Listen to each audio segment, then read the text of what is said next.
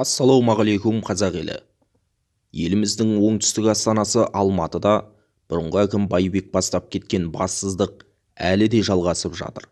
Алматыдағы Рахат базарының айналасындағы дау басылмай келеді. Базар кәсіпкерлері 7 ай бойы жарықсыз отыр.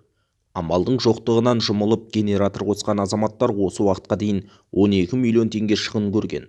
Заңгер Бақытжан Базарбек пен Рахат базарға қарайтын заңгер Жамиля Туленова Алматы қаласы әкімдігі заңды белшесінен басып, сот шығарған шешімді орындамай отыр дейді.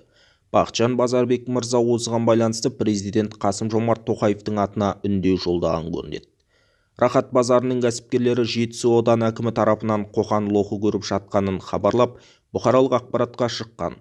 Кәсіпкерлердің айтуынша, әкім кәсіпкерлерге келіп, бір айда жерді босатпасаңдар, бульдозер әкеліп бұзып тастаймын деген, тіпті базар орналасқан жердің электр жарығы да өшірілген. Содан бері саудагерлер жарықсыз қалған.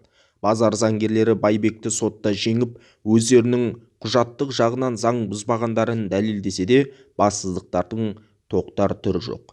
Базардағы жұрт қарапайым халық, күн сайын саудадан тапқан табысымен отбасын асырап отырған жұрт. Жергілікті басшы қосшының бассыз әрекеті ертең сайлау күні халықты сайлауға емес, митингке итермелемесіне әкім де басқасы да кепіл бола алмайды.